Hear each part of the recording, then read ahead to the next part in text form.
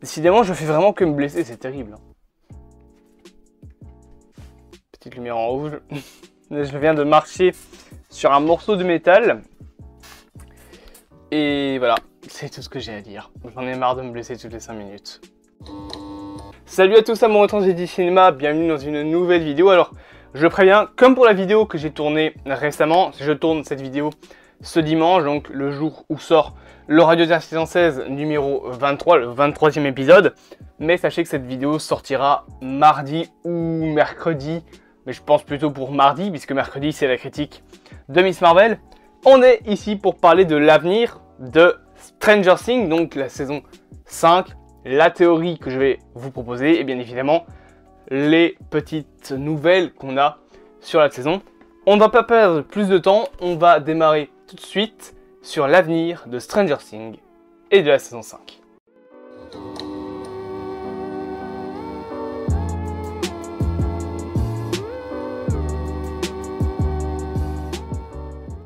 Bon, déjà, on va commencer à se poser une première question, c'est... Cette lumière n'est pas mise correctement. Non, c'est pas ça la question qu'on va se poser. La question plutôt qu'on va se poser, c'est que Stranger Things saison 4 vient de se terminer en juillet, et on peut déjà se poser la question de quand va sortir la saison 5. La saison 5 de Stranger Things est en préparation, ça faut le savoir.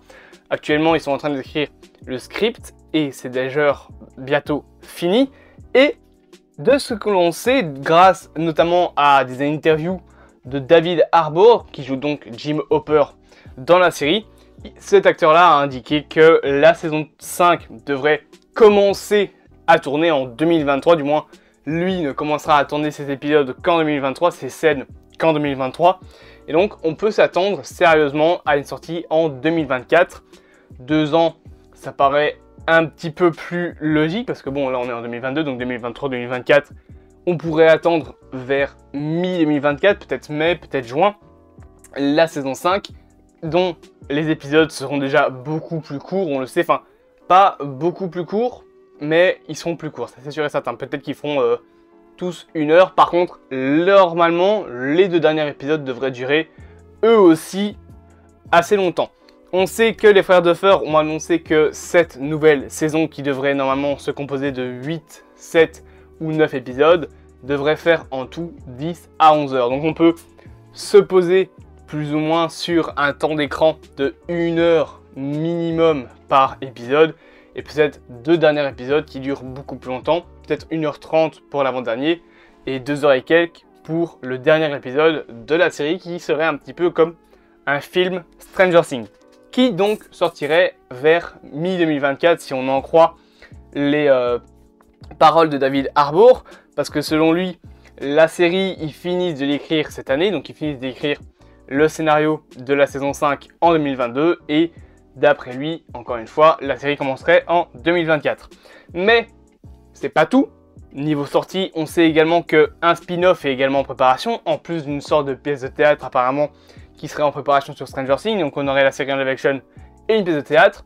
Et d'ailleurs, on n'a pas vraiment beaucoup d'infos, que ce soit sur cette fameuse pièce ou sur le spin-off. Spin-off de Stranger Things qui sera apparemment très différent de ce que la série a proposé jusque-là. Du moins, c'est ce qu'ont dit Matt et Rose Duffer, donc les créateurs de Stranger Things, quand ils ont été interviewés par Variety.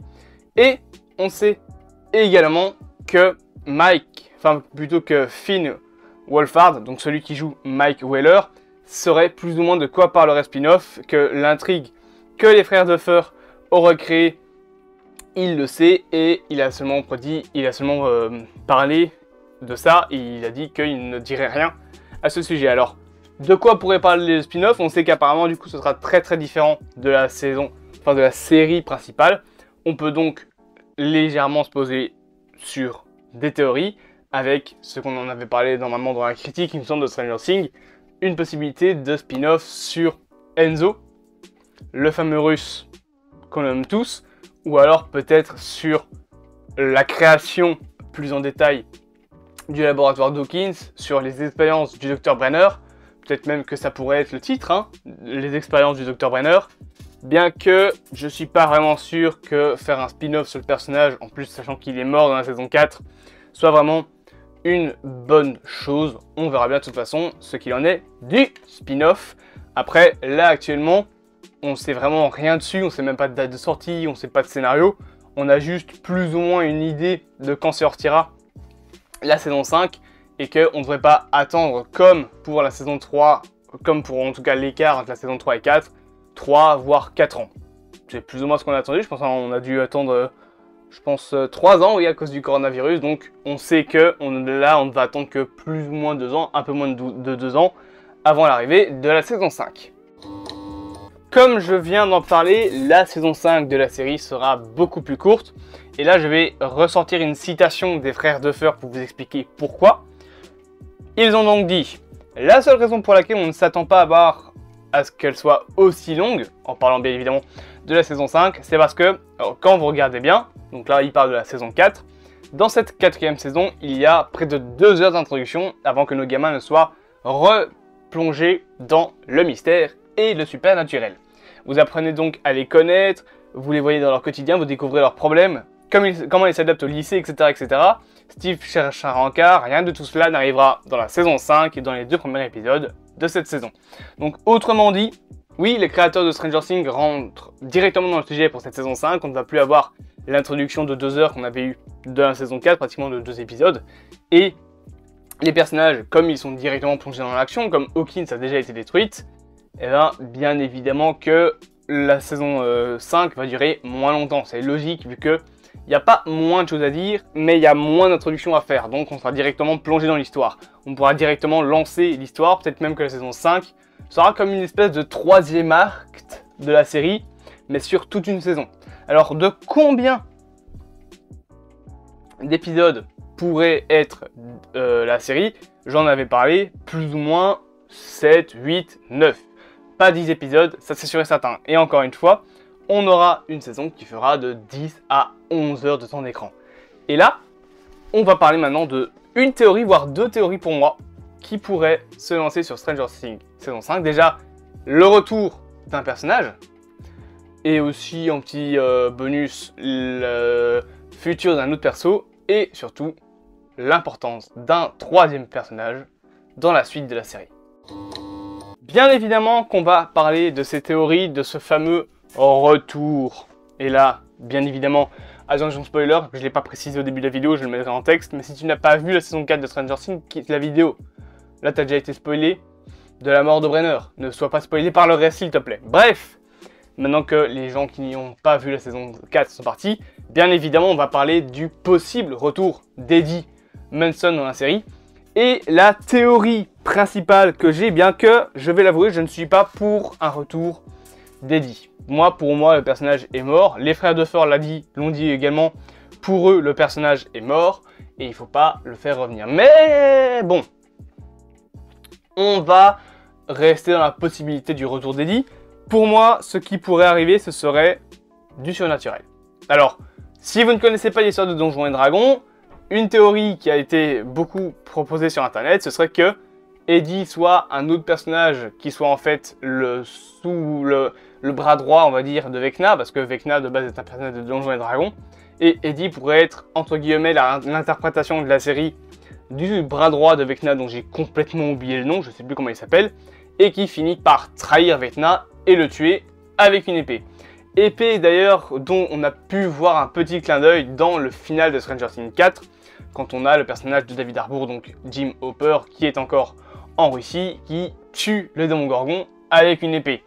Donc, oui, Eddie pourrait revenir en tant que méchant, entre guillemets, du moins être manipulé par Vecna et puis être sauvé. Alors, je suis pas vraiment, encore une fois, pour le retour d'Eddie. Pour moi, même si c'est triste, il faut pas le faire revenir, parce que ça gâcherait un petit peu tout le côté épique de son sacrifice.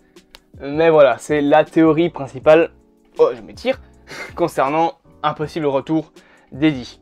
Une deuxième chose par contre dont j'ai envie de parler sur un autre personnage, ce serait Max.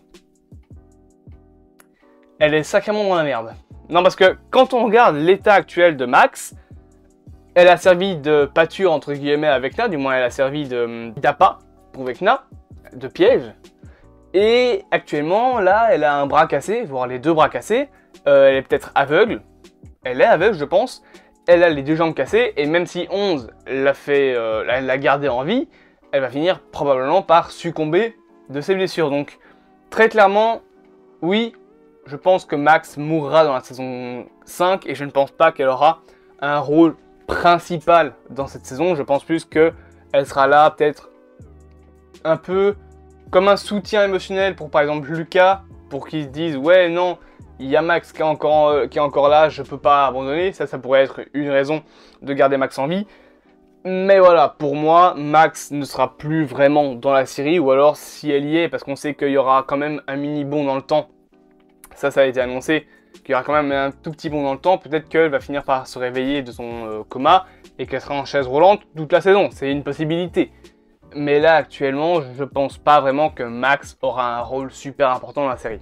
Par contre, contrairement à Max qui a eu un rôle important dans la saison 4, et à l'instar de Max qui a dans la saison 4 eu un rôle super important, un autre personnage pourrait avoir un rôle super important dans cette 5e et dernière saison de Stranger Things.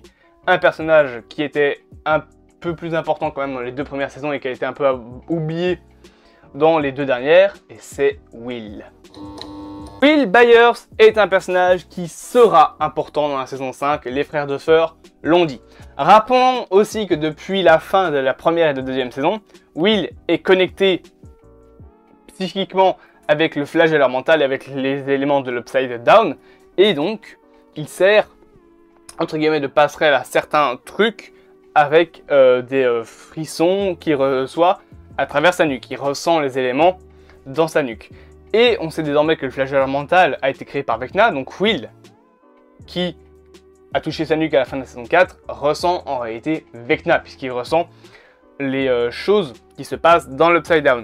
Donc, quand la Terre s'est fondue en 4, en plus, petite anecdote, il faut savoir que ça s'est ouvert où? Ça s'est ouvert à la bibliothèque. Donc, quand il y a eu le tremblement de terre, entre guillemets, quand la Terre s'est fendue pour ouvrir l'Upside Down, ça s'est ouvert à la bibliothèque, là où Joyce a retrouvé Will dans l'Upside Down. Upside Down qui, actuellement, est bloqué au 6 novembre 1983, date de la disparition de Will. Donc, oui, il est possible déjà, premièrement, que ce soit Vecna qui ait capturé Will et que ce soit pas le démon Gorgon. Vous savez peut-être cette théorie-là, hein, mais il y a eu une sorte d'horloge qui a sonné dans le tout premier épisode, horloge qu'on retrouve dans Stranger Things 4, et en plus la silhouette du démon Gorgon dans la première saison de Stranger Things, saison 1 donc, ressemblait plus à Vecna qu'au démon Gorgon. Alors ça, je pense plus que c'est juste un problème de budget, parce que peut-être que la saison 1, ils n'avaient pas beaucoup de budget à l'époque, mais donc voilà. Par ailleurs, Will, qui est toujours avec donc cette trace dans le cou, on sait que les démons Gorgons n'ont pas de capacité télékinésique et pourtant ils arrivent à ouvrir des portes dans la première saison. Ce serait encore une preuve que ce serait plus Vecna qui aurait capturé Will. Mais,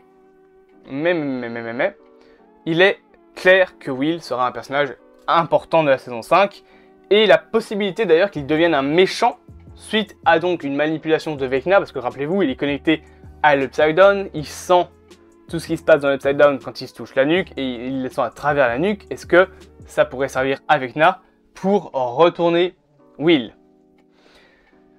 Peut-être. Alors, il y a aussi, je sais, une autre théorie qui dit que tout ce qui se passe dans la saison 4, enfin dans les 4 premières saisons, ce serait en fait ce qui se passe plus dans la tête de Will, genre qu'il s'imagine les choses à cause de Vecna.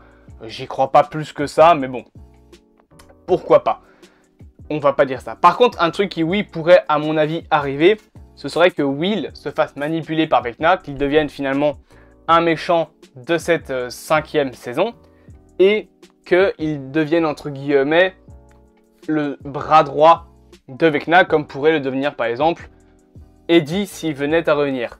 Pour moi, encore une fois, Will sera aussi important pour ce qui est du combat final de la saison 5, où on verra probablement un nouvel affrontement entre 11 et Vecna, et où Will pourrait de nouveau se retourner contre Vecna et aider 11, peut-être en manipulant l'Upside Down, peut-être en faisant quelques petites manipulations du corps, peut-être aussi en obtenant des pouvoirs, peut-être ceux de 11 ou ceux de Vecna, justement grâce au fait qu'il est connecté à l'Upside Down. Donc oui, Will aura une grande importance dans la saison 5, on en reparlera probablement, mais ce personnage, il ne faut plus l'oublier.